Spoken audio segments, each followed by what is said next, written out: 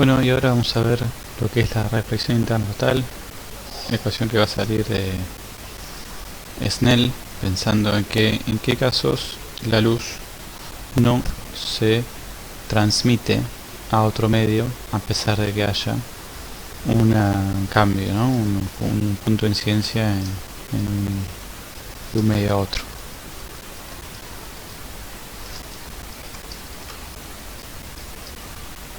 Vamos a partir de la ley de Snell y vamos a ver un poquito la animación con GeoGebra.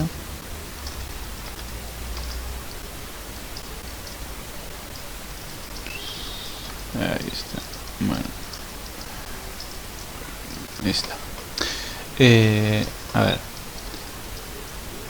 si yo tengo diferentes ángulos acá, acuérdense que cuando paso de un medio lento a uno rápido, el rayo se aleja del normal. Ahora, a medida que el ángulo de incidencia lo voy aumentando un poco, fíjense cómo el rayo se va acercando a la superficie, ¿sí? Se va haciendo el ángulo, por lo tanto, el ángulo θ2 se va acercando a 90, ¿sí? Fíjense que estoy ahora en un ángulo de incidencia de 37 y θ2 es 74, o sea, bastante grande.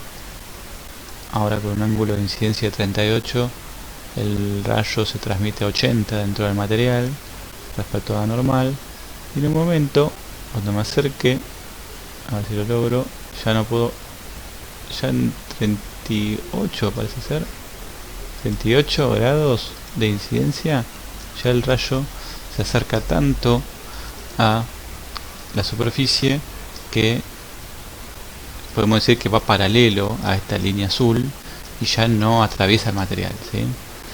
A partir de ese punto, todo está reflejado, ¿sí? Fíjense que en ese caso ya no queda nada de refracción, todo es reflexión. Toda la energía del rayo se conserva todo en el rayo reflejado. Y ahí te dice, bueno, acá te dice el texto en el GeoGebra que estas condiciones se produce la reflexión total. Entonces, lo que vamos a hacer es decir que en qué condiciones sucede, a partir de qué condiciones sucede que ocurre este fenómeno que se llama reflexión interna total, y vamos a decir que va a suceder para un ángulo de incidencia que vamos a llamar crítico, en el cual el ángulo θ2 va a ser 90 porque, ¿no?, va a estar yendo para la superficie, pero tengan en cuenta que eso es una forma de establecer un umbral, ¿sí? No es que el rayo quede en la superficie, sino que decimos, bueno, a partir de acá, como para separar los dos fenómenos, ¿sí? Entonces, para ángulos, por ejemplo, menores a 38 va a haber refracción, pero para ángulos mayores a 38 ya no. Entonces tenemos el umbral, ¿sí? Y para sacar ese umbral, para sacar dónde ocurre ese umbral, vamos a usar la ley de Snell. Volvemos a la presentación, te decimos, bueno, partimos de la ley de Snell. Vamos a hacer que θ2 sea 90 grados, ¿sí? Entonces acuérdense que seno de 90 es 1. Todo esto es 1. Y en esa condición sucede que θ1 lo vamos a llamar ángulo crítico, que va a ser el umbral, ¿sí?, a partir del cual ocurre la reflexión interna total. Entonces vamos a despejar el ángulo crítico y vamos a ver que hay que tener en cuenta para eso. Si lo despejamos, fíjense que pasó N1 dividiendo, y después tengo que hacer, me queda seno del ángulo crítico de la relación entre los índices de refracción, y para obtener el ángulo crítico tengo que hacer el arcoseno de N2 sobre N1, ¿sí? Entonces, primera reflexión en el sentido de pensar lo que está pasando, ¿no? Primera observación, el ángulo crítico simplemente lo obtenemos con una relación de índice de refracción o de velocidades, ¿sí? ¿En qué caso vos podés hacer arco seno de una fracción y que te dé un número válido? Bueno, agarra la calculadora y fíjate si puede ocurrir que n2 sea menor que n1.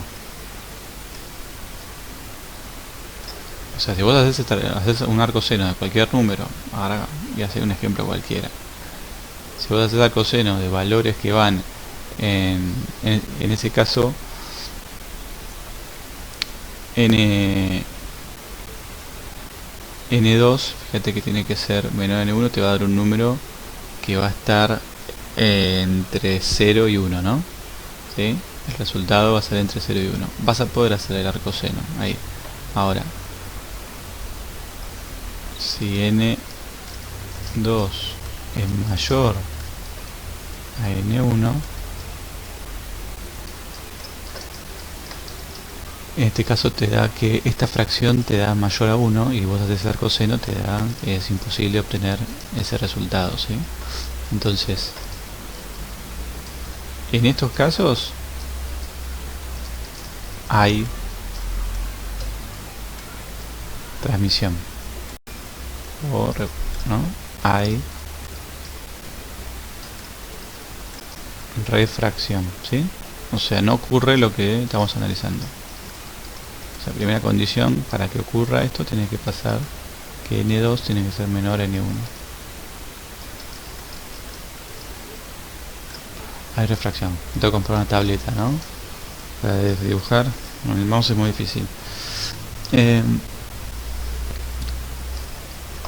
Entonces, primero, para tener algún resultado acá con lógica, n2 tiene que ser menor a n1. O sea, el medio que yo quiero pasar tiene que ser más veloz, ¿sí? Tengo que pasar de un medio lento a uno rápido, ¿sí? Y en esas condiciones ocurre cuando aparte supero el ángulo crítico, ocurre lo que vamos a llamar reflexión interna total, ¿sí? ¿Está bien? El rate.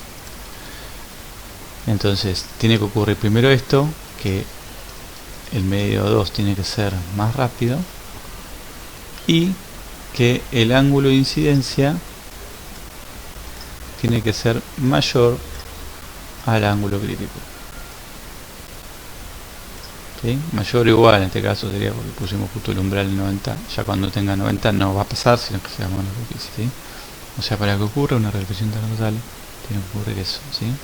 Entonces, en estas condiciones no hay transmisión hacia otro medio de la luz y la luz se refleja totalmente. Eso, la superficie hace de espejo, ¿sí? Un espejo ideal, un espejo que podemos fabricar. En general tiene un 99,9% de reflexión, algo siempre lo atraviesa, ¿sí? Entonces, fijemos la aplicación para fibras ópticas.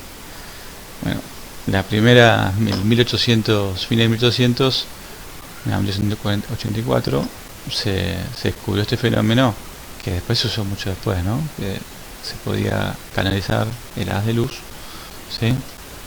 Dentro de un chorro de agua, y ahí lo estamos viendo en la imagen de la derecha, como un rayo verde puede ir en un chorro de agua. Esta es una experiencia que hacemos en el laboratorio, ¿sí? Así que nos manchamos un poquito el piso con agua y jugábamos a canalizar un rayo con láser y sale muy bien. Fíjense cómo el haz queda atrapado dentro del chorro de agua y va rebotando donde marcan las flechas, ¿sí? Y en el laboratorio, estando ahí, vemos que no hay pérdida, ¿sí? O sea, tratamos de oscurecer y vemos que efectivamente no hay salida del láser del agua hacia afuera. Entonces fíjense, el agua está rodeada de aire, ¿no? Entonces estamos diciendo, ahí la superficie de separación es entre un medio lento, que es el agua, y un medio rápido, que es el aire. Por eso ocurre la reflexión interna total. Y acá el ejemplo, ¿no?, de una fibra, ya más parecido, ¿no?, a una fibra, cómo queda canalizado el haz, ¿sí?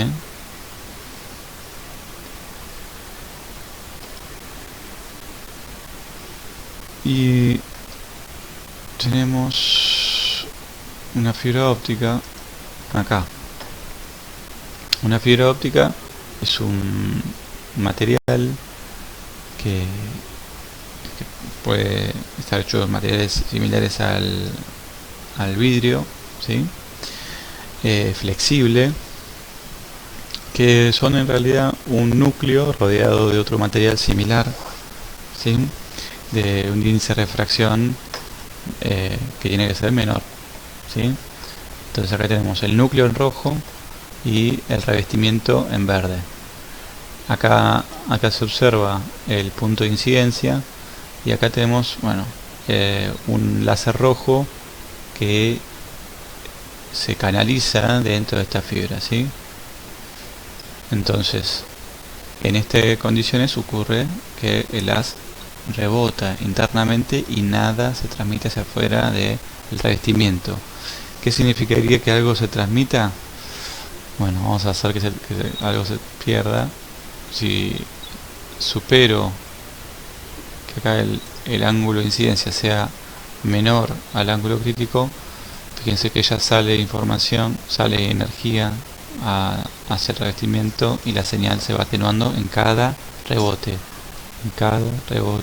Entonces eso se va a perder rápidamente, porque una fibra, la luz va rebotando muchas veces por metro, ¿no? Entonces si en cada rebote algo de la luz, parte de la luz se transmite al revestimiento, sonamos. Esa señal se atenúa rápidamente y no llega a destino. Entonces, si el revestimiento tiene un índice de refracción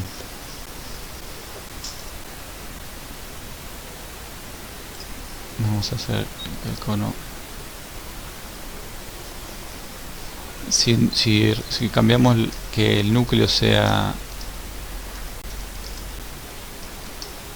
fíjate que tenga un índice de refracción mayor, sonamos, no ocurre la reflexión interna total.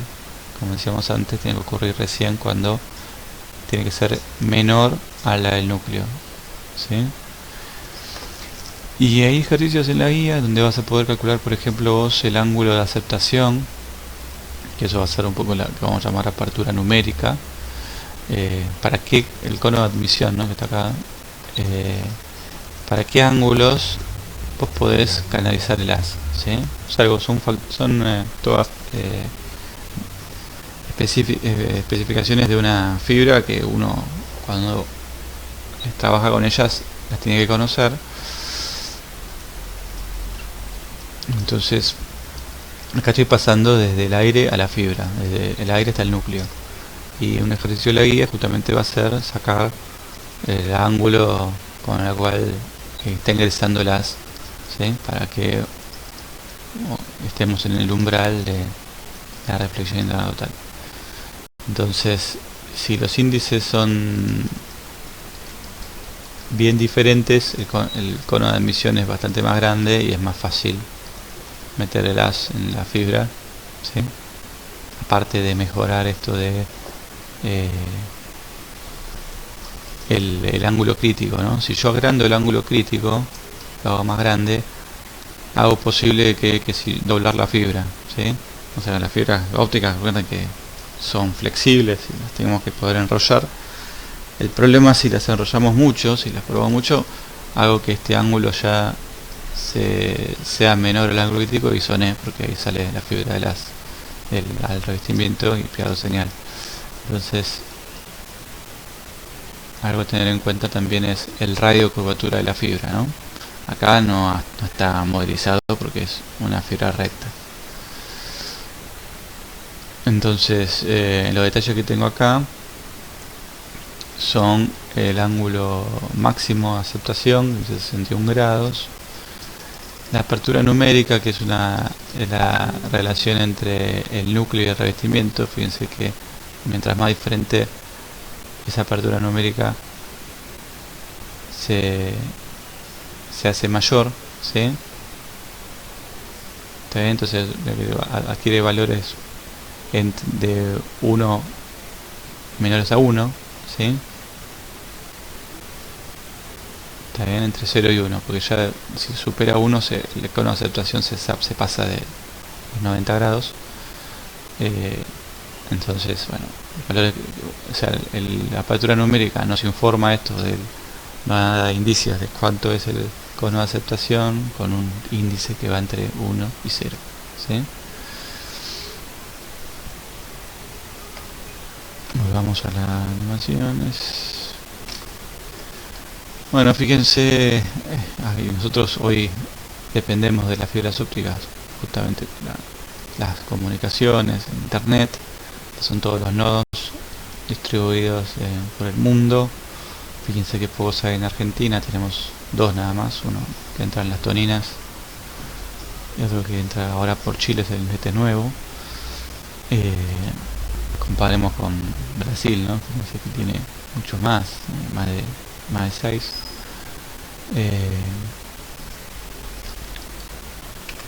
Y pensemos qué utilidades, pensemos por qué es tan importante la fibra óptica comparado con un cable, ¿no? Los cables de cobre. Antes usábamos los cables para, bueno, el coaxil todavía se usa para todo lo que es el tendido a pequeña distancia. Pensemos algunas ventajas de la fibra óptica y también desventajas, ¿sí? Ocupa poco espacio, es liviana, presenta una gran resistencia. Eso después vamos a ver que, bueno, no es tan así. Para cierta resistencia se ofrece. Más ecológica, eso no lo sabía. Esto fíjense que es clave, ¿no? Inmune a interferencias electromagnéticas. Si vos tenés dos cables cerca que están con corriente eléctrica, o sea, con información, que puede ser esa información o simplemente suministro eléctrico, sucede que un cable induce corriente en otro. Y eso hace que, por ejemplo, si antiguamente cuando uno hablaba por teléfono, hay a veces que la comunicación se ligaba, o sea que vos escuchabas mientras hablabas con un pariente, escuchabas una conversación de otra persona desconocida y no te escuchaba aparte, porque esa interferencia se metía en la tuya. Entonces es algo muy común entre los cables que transmiten electricidad, de inducción, ¿no? Eso mete ruido, mete señales indeseadas. Fíjense que acá no estamos transmitiendo electricidad, solamente son pulsos de luz. Entonces nos evitamos las interferencias electromagnéticas. Veloz, eficaz y segura. Bueno, acá se acuerdan que habíamos hablado del espectro electromagnético. Con un cable vos podés mandar muchas señales en diferentes frecuencias. Bueno, acá con la fibra óptica también, pero podés mandar más. Acá la idea es, si vos podemos canalizar un haz verde, también podés canalizar la misma fibra un haz rojo y un haz amarillo y unas con otras longitudes de onda no visibles como el infrarrojo o el ultravioleta. Entonces cada frecuencia, cada color pueden mandar informaciones diferentes. Entonces puedes usar una misma fibra óptica, puedes mandar mucha información diferente, y eso ese ancho de banda es mucho mayor que en el cable de cobre. Y bueno, eso hace que sea el método por el cual enviamos información por excelencia, ¿sí? Algunas desventajas: son frágiles, este vidrio flexible es susceptible a romperse, requiere conversores. Eso también tiene que ver con que si vos querés ahora que esos pulsos de luz se tengan sentido, sean pulsos eléctricos, los tenés que convertir, ¿sí? O sea, los sistemas, los conversores en general son eléctricos, entonces tenemos que convertirlo, esos pulsos luminosos en eléctricos, se necesita conversores. Si suponete que se te rompe un cable, bueno, vos lo empalmás, ¿sí? Tendrás cuidado, pero puedes hacer un empalme fácil, simplemente agarrar y unir los dos cables. Acá con la fibra óptica no pasa lo mismo. si se rompe, ya es lo más, y unir las dos fibras igual, sucede que hay reflexiones, ¿sí? Y eso no querés, hay ya un cambio de medio, porque hay, no, suponete, si vos tenés una rotura, esto es una fibra óptica, bueno, ya tenés acá, hay un cambio de medio, ¿sí? No hay una homogeneidad en el medio, entonces si viene una luz,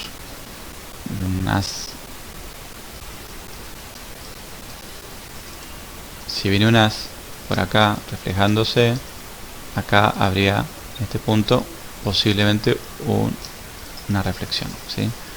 Algo se va a transmitir, pero tenés una reflexión y se atenúa.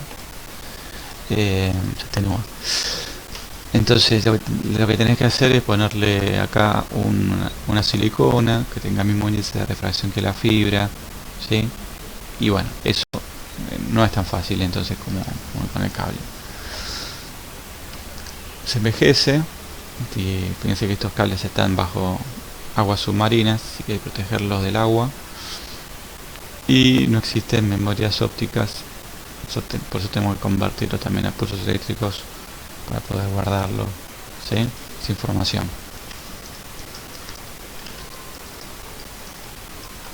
Bueno, este es un ejemplo del libro que estaba por ahí, es ya no aplicado a fibra óptica sino a retención de internet total en general. Es mirar cómo vería un buzo estando bajo el agua, ya para ángulos mayores a 49 grados ya no ve nada de la afuera, ¿sí? Porque la luz que viene de la arena ya el ángulo de incidencia acá es mayor a 39, entonces ve ese cono de aceptación que veíamos en la fibra. Bueno, acá veríamos como un cono, ¿sí? Hacia el exterior de esta manera, ¿sí? Bueno, es interesante porque bueno, a veces podemos estar dentro de la pileta y mirar para arriba y efectivamente lo vemos así.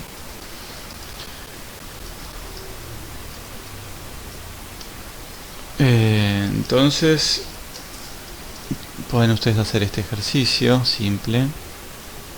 Encuentre el ángulo crítico para la frontera agua-aire. El agua, acuérdense que el índice es 1,33.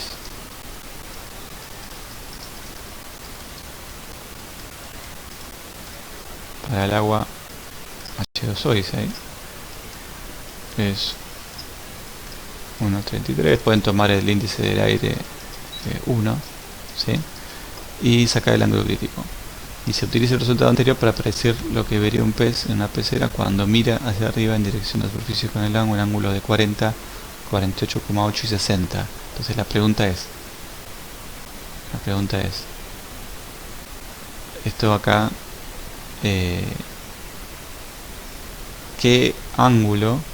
para qué ángulos va a haber reflexión interna total y para cuáles no. Entonces hacelo y decime vos para cuáles habrá reflexión interna total y para cuáles no. Acordate entonces, las fórmulas las teníamos escritas en las filminas anteriores. Si me das las anotaciones en tu carpeta, completa con el capítulo del libro, ¿sí? Vamos a el libro, ¿sí? Te aconsejo que vayas leyendo el libro, lo estamos siguiendo, ¿no? Pero fíjate, para tomar nota del libro y hasta la carpeta, acá estamos en lo que estábamos hablando, ¿no?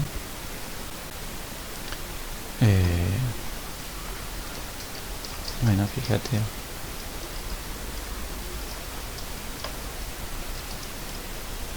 Acá, fíjate cómo sucede la reflexión interna total.